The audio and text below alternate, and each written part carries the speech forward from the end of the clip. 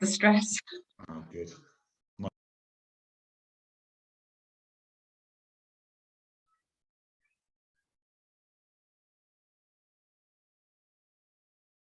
Welcome everyone. I am Michelle Campbell, the events lead for Impact 100 London.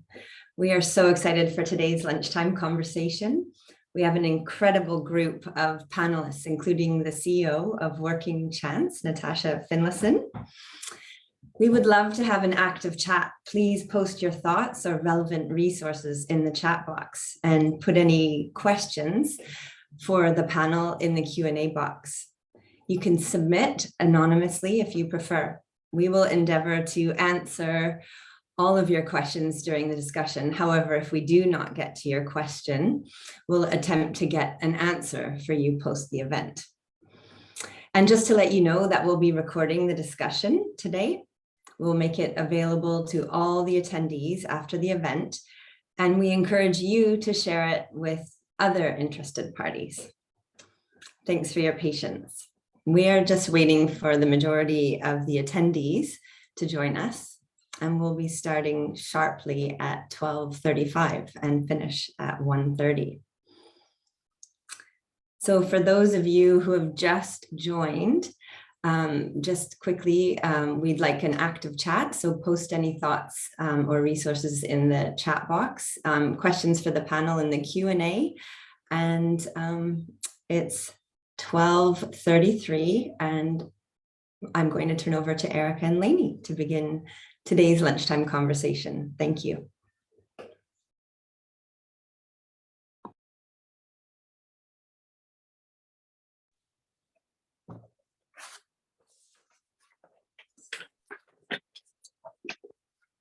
Welcome, everybody. My name's Erica Wax, and I'm one of the co-founders of Impact 100 London. I'm joined by Lainey Martin, my co-founder.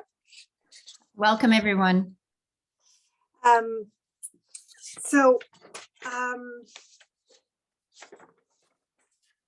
Lainey. Hi. I thought I'd say a few words just up top about Impact 100 London. For those of you who don't know us well, Impact 100 London is a collective philanthropy. We provide members an opportunity to engage in philanthropy, pool resources together, and vote to fund charities that benefit marginalized women and girls in London. We launched in March of 2020, so we've had 2 grant cycles so far, and we're about to kick off our 3rd. In June 2021, which was the culmination of our 2nd grant cycle, our members voted to award our large grant of £100,000 to Working Chance. One of our key tenets of the Impact 100 model is to maintain close ties with our grantees, providing a platform for them to amplify their message to a broader audience, while also further engaging our members. Working Chance is the only UK charity whose sole focus is to improve employment outcomes for women with convictions. And importantly, Working Chance has been able to leverage its frontline delivery expertise to campaign for changes in both policy and hiring practices, and to help increase the understanding of and change attitudes towards women with convictions. This is a very timely topic, which is evidenced by all of you joining us today. Thank you very much. At the heart of Impact 100 London, we want this added message out there. So we really appreciate the opportunity for you to hear this distinguished panel. We're seeing shortages of staff across many sectors. Many employers have been turning to recruiting people with convictions to fill this need. And in fact, Working Chance has seen an exponential increase in the demand for their services. The big question is, how can we make this shift more permanent and ensure it comes with a change in both attitude and appreciation? We're really looking forward to the conversation, as I mentioned. Just to let you know, it will be approximately 45 minutes, followed by some closing remarks by our founding member, Olivia Gillen-Bauer. Please remember, as Michelle said, to put any questions in the Q&A box and put your comments or thoughts in the chat box, and we'll be monitoring both. Great. So with that, we are very pleased to introduce you to our esteemed panel today. If everyone could join me and Lainey on screen, a warm welcome to all of you. We have Natasha Finlayson, the CEO of Working Chance. Throughout her 30-year charity career, Natasha has focused on support and advocacy for people who felt the effects of poverty, childhood adversity, and trauma. We have Jeanette Kilner, who's the manager at the National Criminal Justice Arts Alliance, which delivers creative interventions to support people in the criminal justice system as a springboard for positive change. Next, we have Darren Burns, who is the National Recruitment Ambassador for the Timpson Group.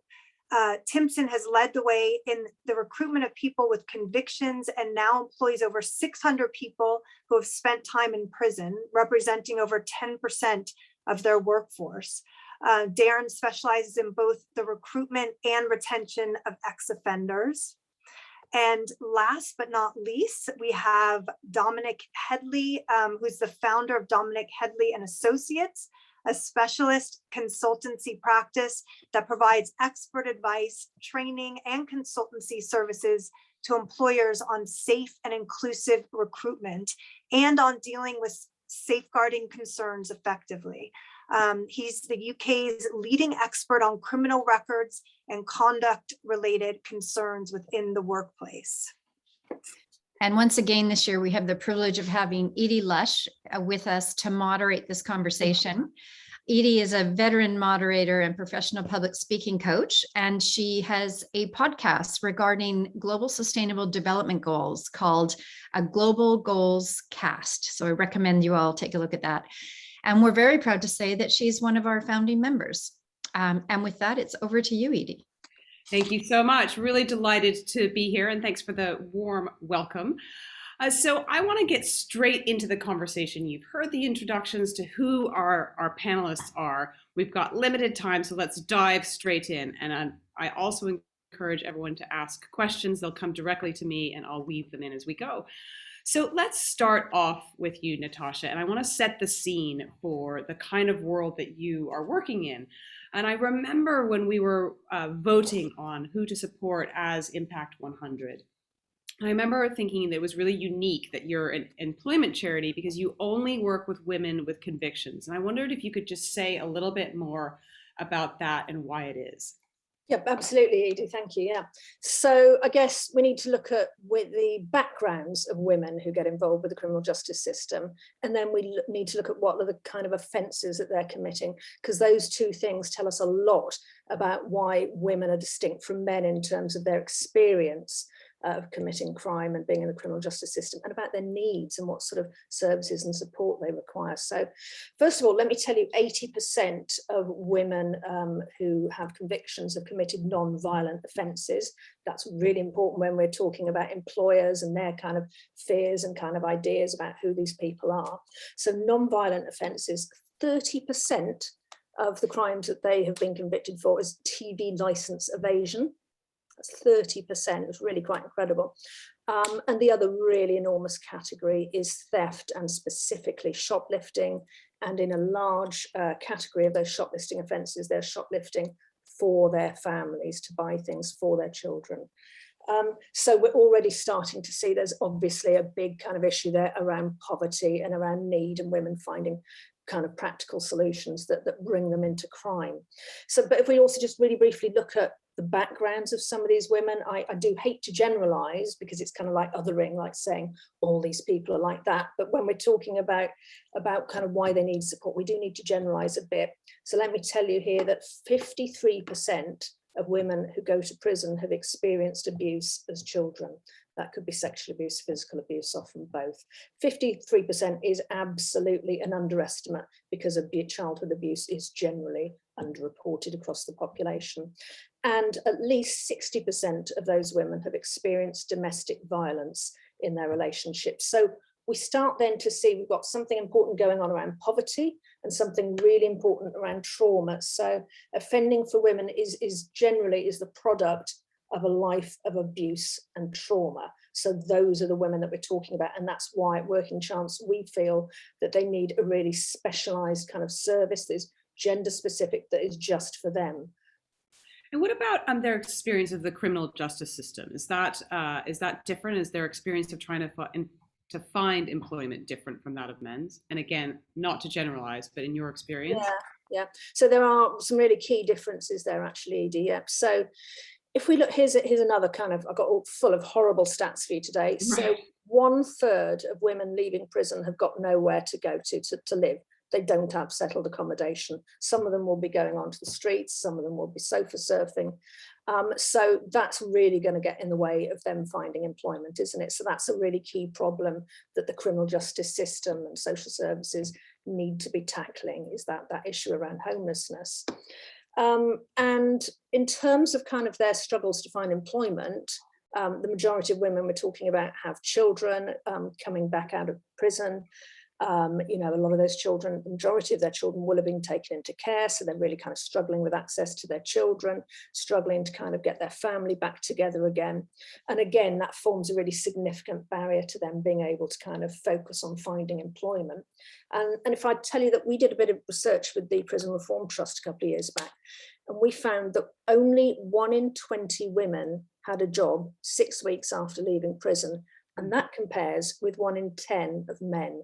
And we think that the key, talking to women who've left prison, we find that the key reason is the complexity of their lives when they come out of prison, all the sorts of things they've got to be dealing with, trying to kind of get themselves back on their feet, get themselves kind of safe and stable.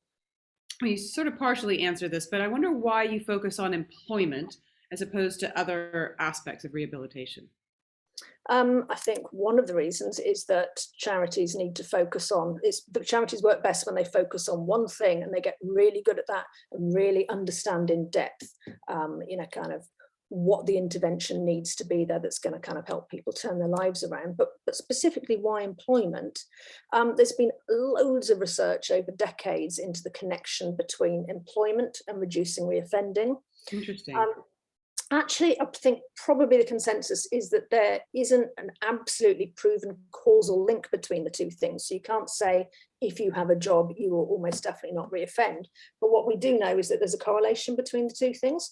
So if you're in employment, you are vastly less likely to reoffend. And that can be for all sorts of reasons, which actually are pretty common sense. And probably the audience is guessing what most of them are if they don't already know. So it's things like money obviously makes a really big difference. Having a structure to your day, having a reason to get out of bed really helps with the sort of kind of depression and low-level mental health issues that a lot of people with convictions are facing. And I think it also just, you know, what women tell us is that it really changes the narrative they tell themselves about their worth and their self-esteem. Remember, because of the things I described earlier around abuse and domestic violence, self-esteem, self-worth is huge for women who have convictions, and even more so, generally speaking, for women who've been to prison. So if you are in a job, if you are being useful, using your talents, using the things that you're good at, being appreciated for that, kind of working with your co-workers and giving back to society, naturally you start to tell yourself a different story about who you are and your value and the contribution you make. And that helps you to see yourself differently, to see a brighter future, to feel more optimistic and resourceful, and therefore be far less likely to reoffend. How have the recent labor shortages that we all read about here on the news, how have they affected Working Chance? They've really changed our charity significantly. So we used to struggle to get employers to engage with us. You know, we'd be kind of going literally and metaphorically knocking on the door going, please talk to us. We really want to tell you why you should be employing people with convictions, and specifically women. Those days are gone. Employers are knocking on our door now, and on the doors of all the other charities who work in this sphere. So just in the last kind of 2.5 months, we've had 36 new employers reaching out to us. That's across a really wide range of sectors as well. So hospitality and retail, utilities, construction, creative industries, charities, sort of pretty much every sector that you can think of really. Out of those 36 employers, we've already converted 24 of those into employers that we're actively working with, that we're actively now placing women into jobs with. You know, we're a little bit choosy about who we work with. We have criteria because we want to be sure that those women are placed with good employers. We're not interested in ticking boxes, in just getting women into jobs just for the sake of it.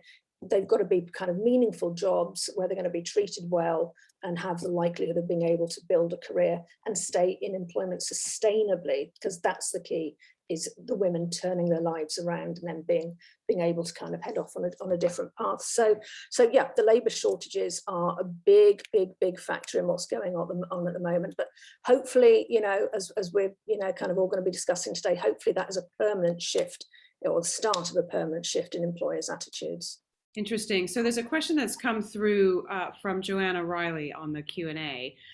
And I'll just ask it in comparison to sort of what's going on now. How do we use this current moment to sustain interest and make sure it's not just expediency in the face of what we see as these current shortages? And Joanna's asking, are there any downsides to the increased interest from employers due to the staff shortages?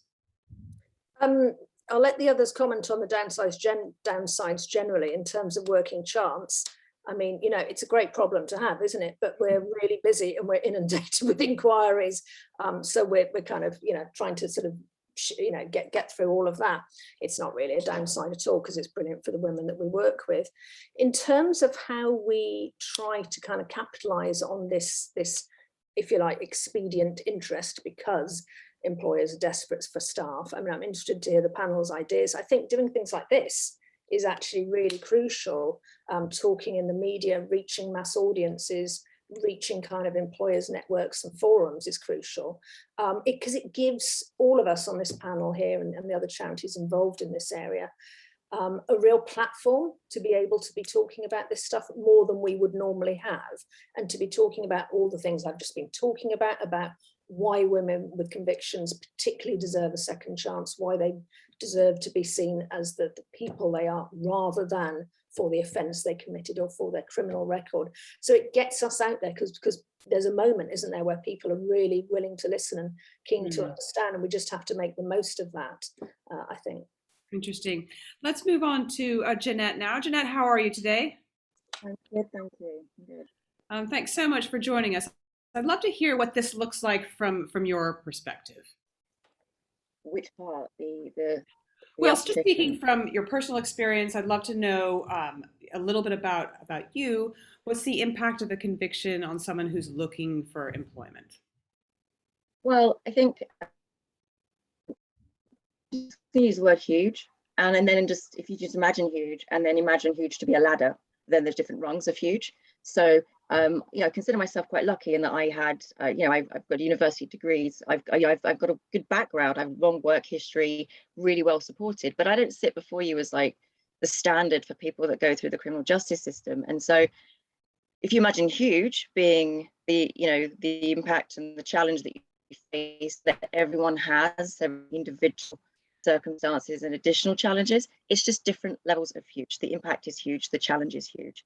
So yeah, and it depending on individual circumstances for women, challenges are different. Okay, I wonder if you could tell us a bit about how Working Chance helped you, and did it make a difference to you that it was a service that just supported women?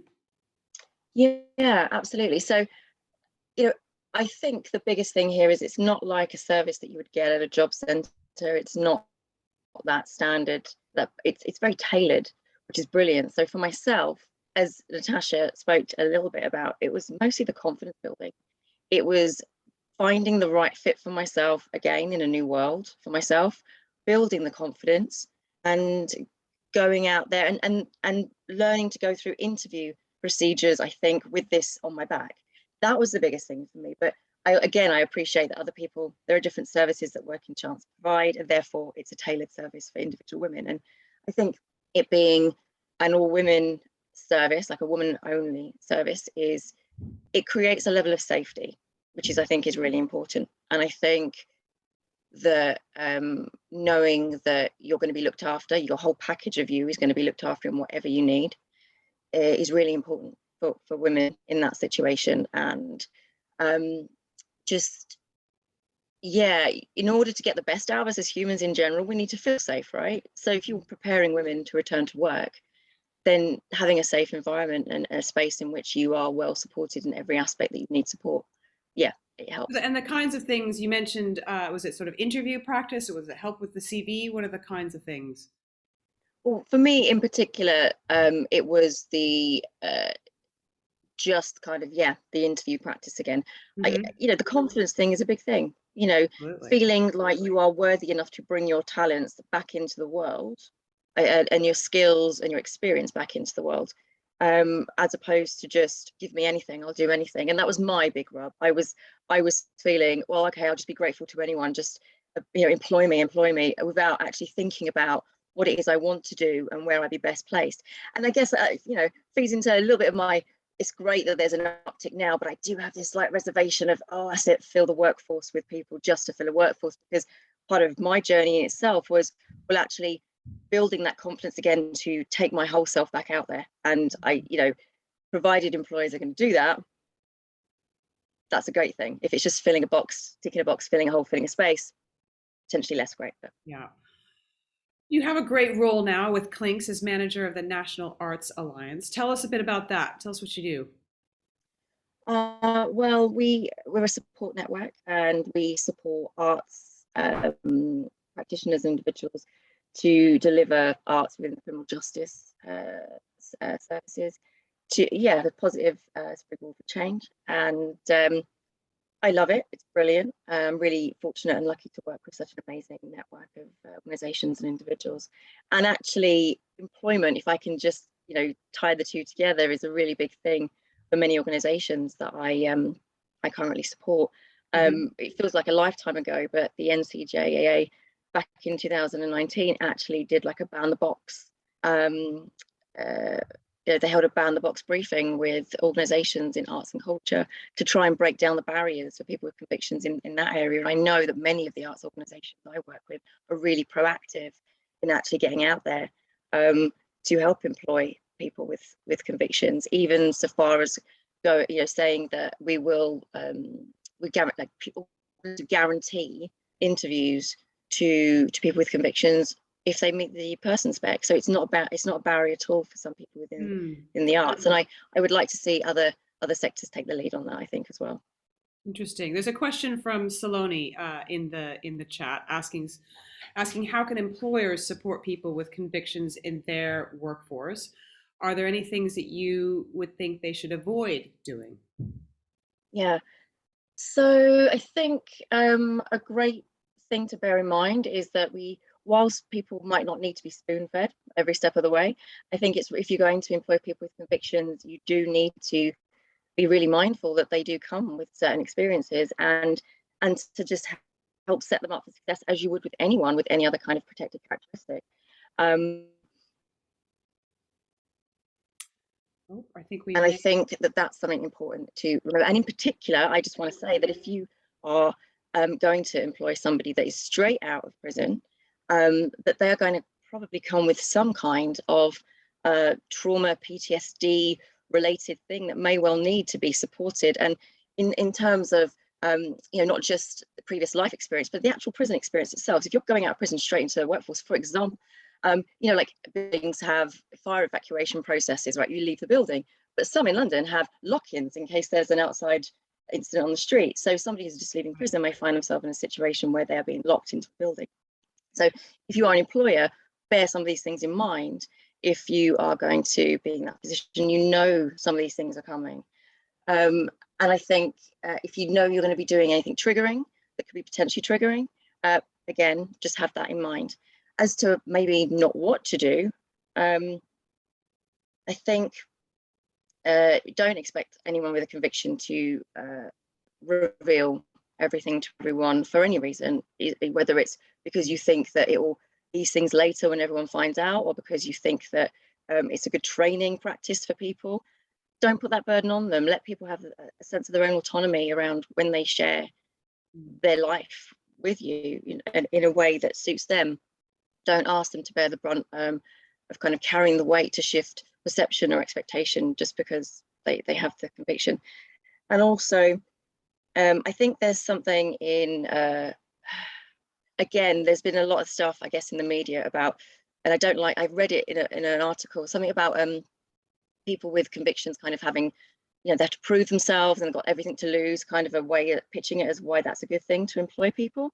I would think that, I would say that if that's your attitude as an employer, for me, that you should be thinking about, as I said earlier, employing people for their skills and talents and what they can bring, as opposed to, people who are going to bend over backwards, work 24 hours a day to prove, that they're worthy again. So I think, bearing that in mind is really important. Don't get too carried away with asking people to prove themselves. Fascinating. Thank you. Really interesting about being mindful and letting people come when they're ready as well. Well, let's look at this from the employment perspective as well. We've got two folks here, Dominic and Darren. Thanks for joining us. Lovely to see you both. So I'd love to hear, first of all, what are the benefits to businesses of hiring people with convictions? And Darren, why don't we start with you? What have you and what has Timpson's learned about this, seeing that they are one of the leading lights in this area? Yeah, there's been huge benefits in our ex-offender employment journey. So we've been doing this now for 20 years. And as Natasha mentioned before, probably about 10% of our workforce are made up of people who've been either directly recruited from custody or who've got an offending background. What we've learned over the years is that prisons effectively are a huge pool of untapped talent. And if you consider that there's 11 million people in the UK with a conviction more serious than a driving offence, it's absolutely madness for us as an employer to throw that huge swathe of the population, almost 1/6 of the UK population, on the employment scrap heap and wrongly assume that these people are worthless, they've got nothing to offer, they're inherently dishonest, they're dangerous. It's just not true. It just doesn't make any sense. And whilst many other employers, as much as 80% of employees, will openly admit to discriminating against those with convictions, we instead see beyond that, and we have honest and frank discussions with people who we recruit from prison. We talk about their offending behaviour, and we essentially move on from it. And instead of focusing on what they've done in the past, we focus on what they can achieve in the future. And it's proved to be hugely successful for our business. Quite simply, we meet lots of great people who've made mistakes, who've made bad choices. We give them that second chance, we give them that opportunity, and they go on to do great things for our organisation. What does Timpson's do? Just tell us about that in case people don't know. Yeah, so our business, essentially the Timpson side of the business, we do shoe repairs, key cutting, watch repairs, engraving. So all these kind of niche services that you'll find. We've got in excess of 2,500 branches on the high street. We've also got photo businesses, Max Spielman, Snappy Snaps, and Johnson's the dry cleaners. In terms of the work that we do in the foundation, somebody's getting some building work done. We effectively give opportunities to those with convictions, either in custody or those serving community sentences or people who've served custodial sentences. We do that in a number of ways. We utilise a scheme called Rockle Release on temporary licence, which is where people will leave custody every day and do a full day's work in our network of high street stores. We've got a number of prison training academies up and down the UK, whereby men and women in custody, we teach them all of our skills and services before giving them a job, either on Rockle or post-release. We employ people who are serving short sentences, which again fits into what Natasha was saying earlier. We find out lots of women are serving very short sentences, which can be catastrophic, really, when you consider that they can get their accommodation taken away from them. The children can be put into care. And when you consider that women often are sort of linchpin holding a family together, these very short sentences can be extremely damaging. So whilst we can't do much with these women in custody because they're there for such a short time, what we can do is we can get in, we can interview them, and we can offer them a position post-release. And also we take on lots of referrals. We work very closely with Working Chance, and we've just placed a woman fairly recently, which we're very pleased about. So we take lots of referrals from other agencies who are in the criminal justice space. Interesting. I'm going to apologize for the building work going on here. I'm actually in a studio. I'm in a studio, a real live recording studio, but the demand is so great for studios now that they're building two, one above and one below. So I'll mute because you can hear it going on. But Dominic, let's bring you in. Why are some employers reluctant to hire people with convictions? Is this changing? And actually, there's a question in the chat that I might bring in as well about what types of industries or sectors are the most engaged. Abby Darling saying that she works for Prison Radio Association, and we look at jobs and resettlement in media audio. So interested to see what's happening in different industries. Okay, the start point, I would say, from my experience of working with employers across many sectors, is fear. Not necessarily fear of an individual, but fear of getting it wrong. You know, personally, as a hiring manager, if I was to hire person X and that person was to go on and do something within the workplace, however remote or unlikely that might be, my perception of what could happen to me from making a wrong decision. So that's normally the start point for me, employers' fear. The media is not the most helpful when it comes to embedding attitude towards people with convictions. Often you will see a newspaper headline with words like lags and convict, and language that just has no place in a democratic society anymore. That has not been helpful in terms of perception of people with convictions. The legislation that employers have to navigate to do with recruiting people with convictions is extremely complex, and it's often easier for an employer to just say, why bother, rather than go through the journey and take the support to try to navigate it effectively. So it has been hugely challenging over the last few years, but as many have recognized, the tide is absolutely changing. It is not just changing due to skills gaps now during the COVID pandemic. In fact, many in the criminal justice sector feared that at the end of COVID, that employing people with convictions would go to the back of the queue, because we all expected there to be a raft of redundancies within employment when the furlough scheme ended, and that many employers would say, well, actually, we won't consider people with convictions because there's a vast array of people waiting to be employed. But we've had skills gaps, labor gaps, talent gaps for some time. So my work with employers started, over 6-7 years ago, when aging workforce, Brexit was on the horizon. We were already at near full employment. So it isn't a new thing. It's great that it's getting attention now. I would say that I don't think it's just a short-term thing, because as I said, it was already building before COVID hit. Brexit plays a massive part. We had very many people leaving who were working in some of these sectors that have got now chronic skills gaps. It is many sectors, nearly all sectors, experiencing skills gaps. My biggest client as a sector is social care, believe it or not. Regulated professions, NHS, social care, construction, nearly every sector faces massive skills gaps. And even the civil service government is playing its part in recruiting people with convictions. So the number of sectors, I couldn't pin it down to just say one, because it's absolutely growing. Jeanette said that the arts sector is doing its bit, and many others are starting to get in the game as well. So I wonder, you've painted a great picture there. Are there any risks that employers should be aware of, do you think? Well, there's risks in every employment exercise, to be honest. Every single recruitment exercise is one that does carry some risks. When it comes to recruiting people with convictions, lots of times an employer might have a list of offences that they might come to me and say, can I employ someone with this offence or that offence? I have always promoted, I will continue to promote taking a case-by-case approach when it comes to dealing with certain offences. You could have somebody convicted of very, very serious offences, but when having gone through a recruitment exercise and being judged on their skills and abilities, they have absolutely been able to demonstrate that they can be the right person for that job.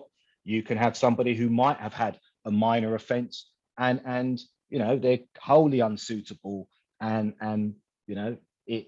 somebody who's got no conviction at all. I suppose the biggest risk that employers might present to me might be reputational risks. Right. And I think it's brilliant that you've got organisations like Timpson's.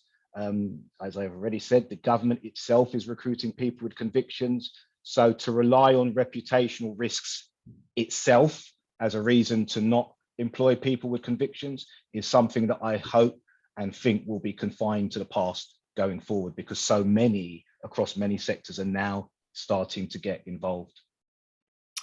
In your experience, Darren, do you think people with convictions need particular support in employment? Not really, no. I mean, obviously it depends. I think it's dangerous to sort of lump all ex-offenders in the same sort of group. So some will, some won't.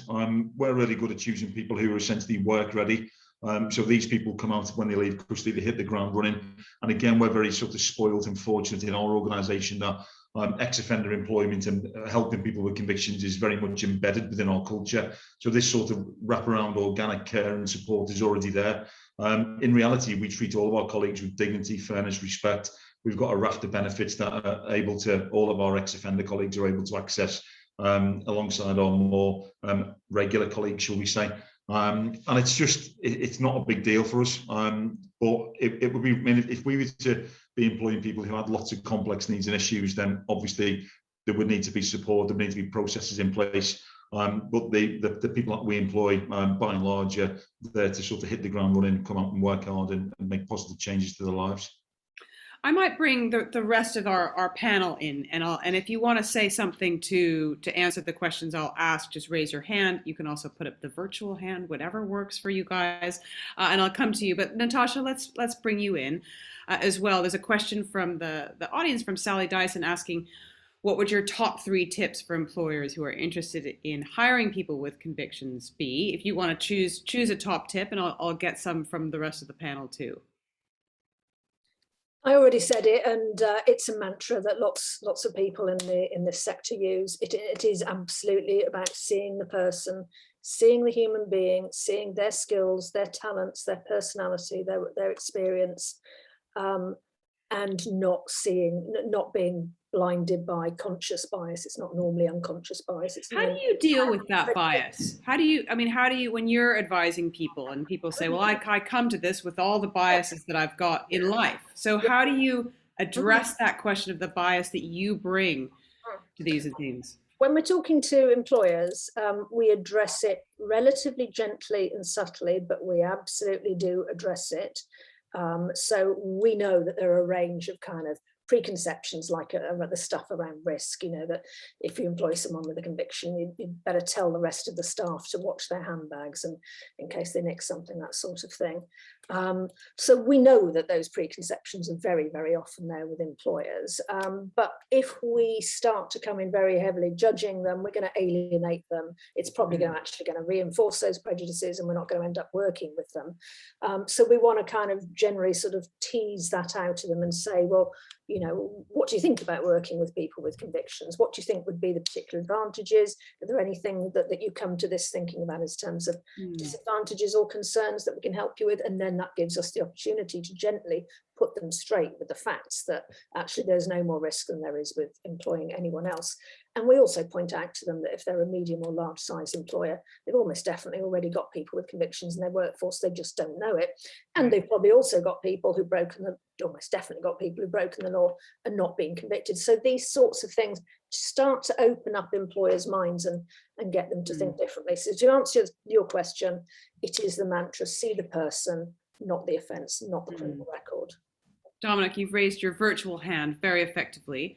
What would you Thank add? It's just feeding into Natasha's point, actually. For me, one of my top tips would be actually for the organisation to look within. Are they ready to receive people with convictions? Because you can have the CEO of the company who thinks it's great. They're on the talk with us today and absolutely go back, energized to the staff and want to embed it within their organisation and go straight away. But it would then need that gentle education of other staff, those who are going to be on the front line to deliver that vision, because there's no point creating a policy, creating a process and a pilot project if you can't get the staff at the front end to buy into it. Because the worst thing you want is somebody to come all the way through a recruitment process to then be denied and rejected at the other end. That for me would be one of the worst things you could do to someone with a conviction, build up hope and then take it away.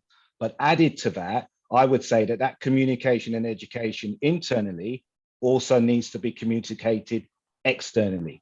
Individuals do not want to have painful discussions about their criminal record with anybody. Okay, disclosure hurts, it's painful, it's traumatic.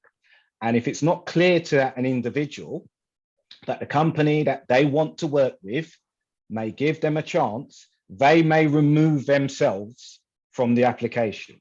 So one of my top tips would, whatever you do internally to building great, do it externally as well, so that the candidate knows.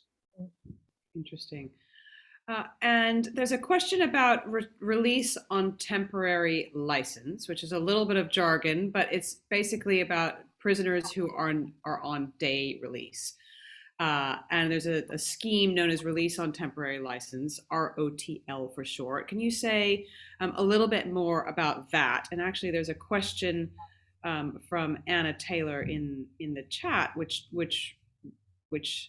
looks at that specifically. Timpson offered me a place from Bronzefield, but to my knowledge, this has been stopped again now. Is that because of regime differences or the complexities upon release that were discussed? So maybe, Darren, if you want to talk a little bit about that program. Yeah, I'll just explain the scheme. It's a really successful scheme. We've been utilising it for almost 20 years now. So effectively, when somebody's serving a custodial sentence, usually in the last 2 years, they're able to leave custody for the purposes of work resettlement. We think it's a hugely beneficial scheme, not only for us as a business, because we're able to build a rapport with our colleagues before they eventually come out and we employ them full time, but also we honestly believe it's the safest and most effective way to reintroduce somebody safely into society following a prison sentence. I spend lots of my time helping other businesses to recruit from this cohort, namely ex-offenders or people serving custodial sentences.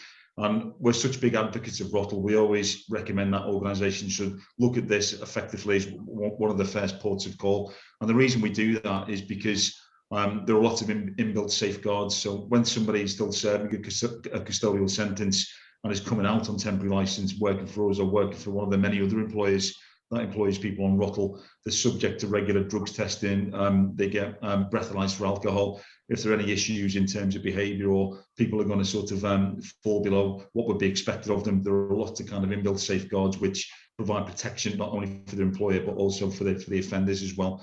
So yeah, we're a huge fan of Rockle. What was the other question regarding somebody from Bronzefield? Sorry.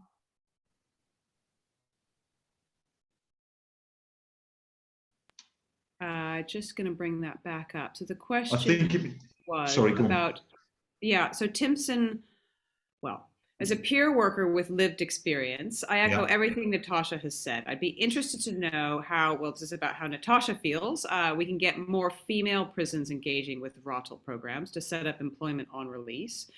This is woeful in comparison to the male estates. This is what Anna's saying. Timpson offered me a place from Bronzefield, but to my knowledge, this has been stopped again now. Is that because of regime differences or the complexities upon release that were discussed? Yeah, we've been hit hard by COVID. So when the pandemic struck, all the prison regimes stopped pretty much overnight. So unfortunately, people in custody were locked behind the doors in many cases for kind of 23 hours a day. That stopped us in our tracks in terms of being able to offer positions on Rockle. Our prison training academies were closed, and only now are things starting to get back to anything like normal. Prisons now are all in different sort of stages of recovery. So stage one being what all prisons are trying to aim for now. And that is effectively a kind of pre-pandemic regime whereby employees like us can go in, we can interview people, we can assess them, and ultimately we can offer them either positions upon release or positions on Rockle. It's difficult to comment on an individual case, but if we would have interviewed somebody for a position for Rockle, it would be very unlikely that it was us who've gone back on that. It's more likely to be some issues with the prison, i.e. they weren't able to get the licence paperwork drawn up in time, or there'll be some sort of internal issue with probation. Right. Natasha. Briefly, for prisons and for employers, the Rockle scheme presents quite a lot of administrative and sometimes kind of cost challenges. But it is so important that we all engage in that education piece and that lobbying piece to get prisons and employers to use the Rockle scheme to massively increase the use of it. And as we've heard, particularly for women who lag behind in Rockle opportunities, because it enables people in prison to make that transition to the outside in a smooth kind of managed way to build their confidence. And most crucially, a lot of people who do Rockle schemes while they're still in prison will actually be offered a job. And this is what happens with Timpson's with that company that they've been working at on day release. And if you can land a job on day one out of prison, you know, that's what you want, isn't it? That's the outcome that we should be working towards. Jeanette, I want to offer you the opportunity to come in here. Anything that you've heard the folks say on the panel you want to reflect on? I think I agree that Rockle is really important, especially for people who've been in prison a long time. That transition, if people can take part in the Rockle schemes, it's so beneficial for everyone. Because again, if you cannot do that and then you come out and try to look for employment, that very quick transition then from being within prison to going to employment might be more problematic. So actually being able to participate in a Rockle scheme in advance, yeah, it's hugely beneficial for everyone. There's a couple of questions here. Where can employers get advice, support, and training, such as being trauma informed, in hiring and supporting people with convictions? And also, where can they go to make their workplace more inclusive? Natasha and then Dominic. That's definitely a Dominic one, but if employers on this call are interested in working with women with convictions, just go to Working Chance's website. It's very easy to see how to get in touch with us, and we would love to talk to you and support you through the process. But Dominic is the expert in this. Dominic. I actually had my hand up to add another point about the Rockle scheme, but it was in time for the question you asked. So, just on the Rockle point first, it's absolutely growing. You know, there's over 400 organisations that have registered with the government's dedicated job brokerage scheme called the New Futures Network. And again, those are employers across very many sectors. I've been in talks with certain government departments about even pushing the boat a bit and even looking at Rockle within certain social care roles. So the confidence in Rockle is absolutely growing, and it's something that I very much advocate for. In terms of holding the hand of an employer to navigate this arena, I'd hope I'd pitch for myself, really. I hope I'd say that. Absolutely, there is advice, there is support out there. I do training. Employers can actually call me up if they actually had a particular complex issue, because not every issue can be dealt with easily through guidance, which I also write. So I do training for employers. I provide operational hand-holding support. Naturally, there's other organizations as well, like Macro, who I used to work as a legal officer for. I set up their employer advice service, which is a Monday to Friday 9 to 5 free helpline for employers. So there is actually, and that's one of the other things that I would advocate for. It's not a journey that most employers need to navigate alone.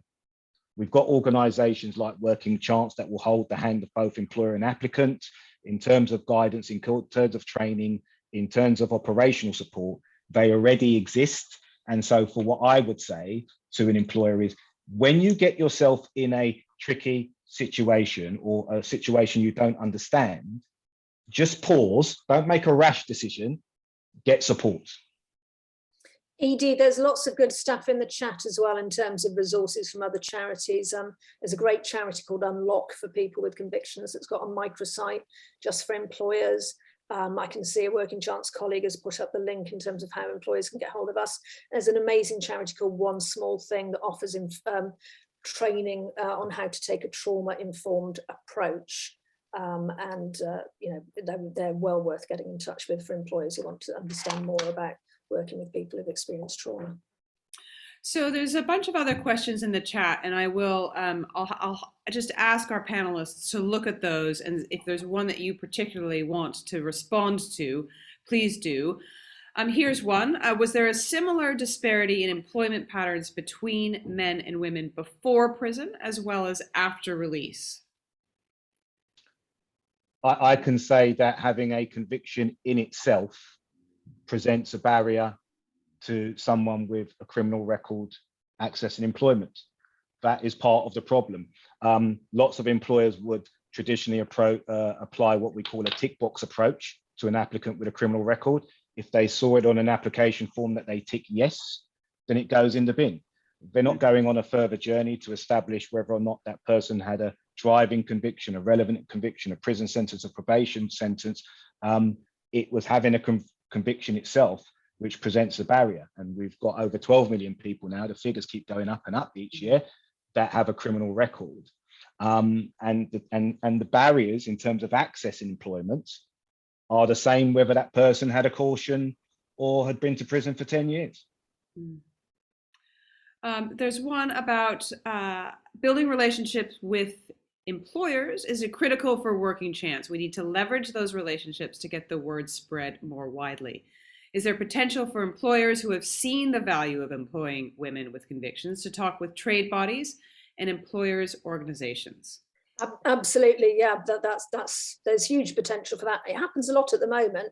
That's how, you know, Darren and Dominic and I know each other, because we're on that circuit, particularly those guys, of going around talking about this stuff. And there are other kind of really key employers, like, for example, Greg's, Cook, you know, that does the kind of frozen meals, who are really, along with Timpson's, who are really, really well known as being standout kind of employers for employing people with convictions. And they do a lot of public work to encourage other employers to come on board. But there's always scope for there to be a greater breadth of different sizes and types of employers across sectors who are, you know, willing and able to stand up and say, we do it, it works really well for us. You know, there's clear business benefits, there's benefits to your PR, your CSR, all of that is proven. It's really good for employers' reputations. It's not bad for them at all. There's data behind that. And in terms of just kind of culture and morale and having an inclusive, diverse workforce and all the benefits that brings, having all sorts of different people within your workforce is proven to make you a more effective organisation. So yeah, the more employers that will stand up and talk about the benefits and their experiences, the better. Yeah, it's important that idea of inclusion and diversity includes really everyone. That is pretty much the point of it.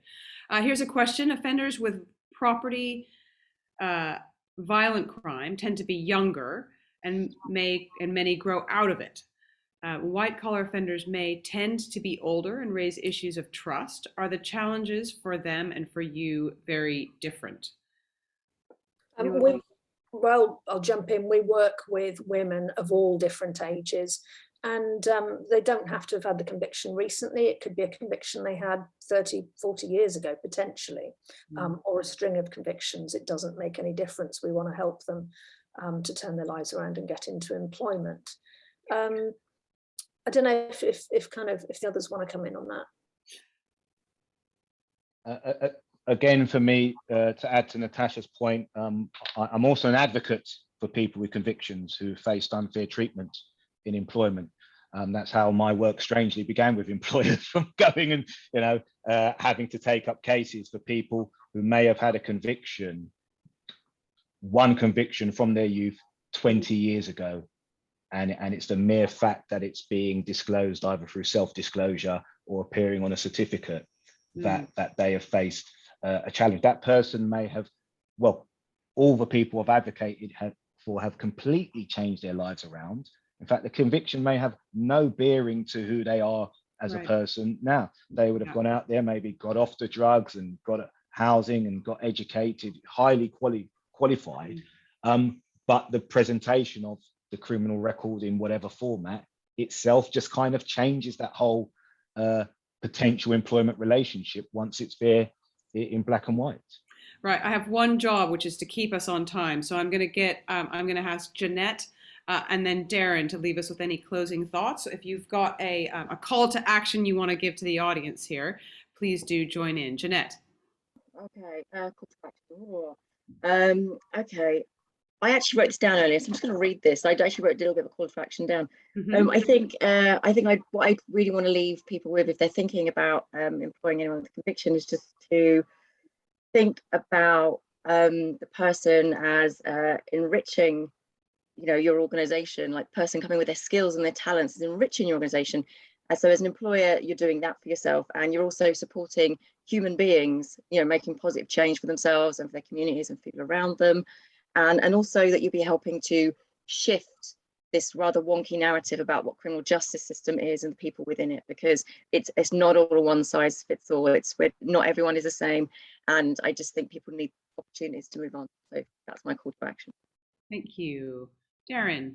Yeah, I'd just like to reinforce that what Jeanette said then. Effectively, we're all people. People make mistakes. People make bad choices. By engaging with ex-offenders in our business, we've been able to attract lots of very, very talented people who've gone on to do great things in our organisation. People who've been in custody tend to bring with them lots of not only life experience, but also personal resilience.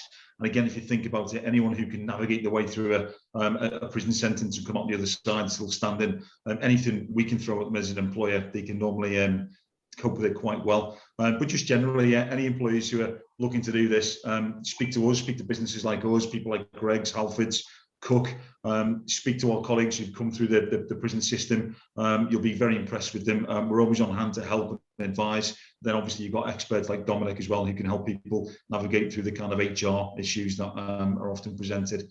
So there is help, advice and guidance out there, but ultimately it's a good thing.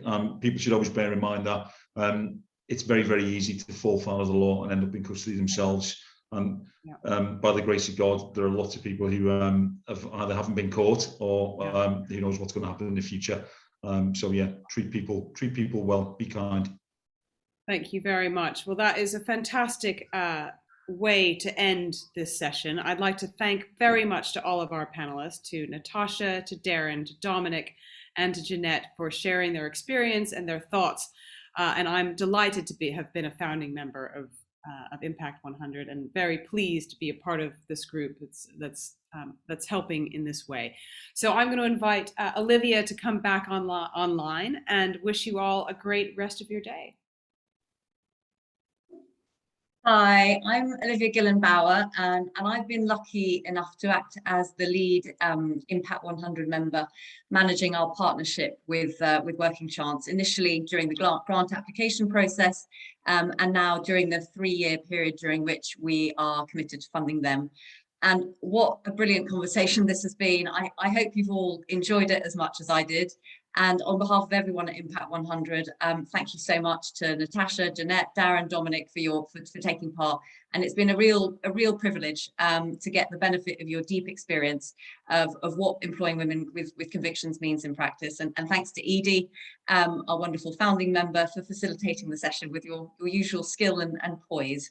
I know we wanted to take a quick picture of the panelists for us. So smile everyone, you're on camera. I can leave you to get back to the audience now. Thank you. And thanks to all of you for taking part in the conversation so actively, the chat, the Q&A. It's brilliant. I think we've all learnt a huge amount about the opportunity that exists to employ women with convictions, but also the positive impact that can have on the women themselves, their families, employers, and society more widely. And I hope many of us now have a better understanding of what recruiting someone with a conviction involves and how we can support them when they start their work.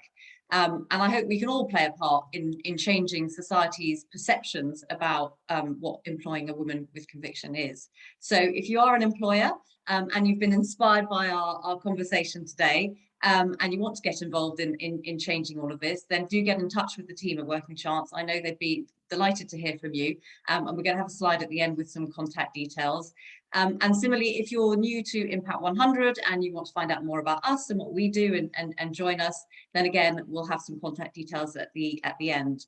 And you know, whilst our partnership with Working Chance is going to carry on for these 3 years, we're launching our new grant cycle for 2022 now. So if you've been a member before and you haven't signed up, then please do, so that we can support more fantastic charities like Working Chance going forward. And it's really been a total pleasure to have you with us today. And I'm glad to say we're finishing bang on time. So thank you for making that happen. And yeah, thanks for joining us. And I will hope everyone has a lovely afternoon. Goodbye. Thank you.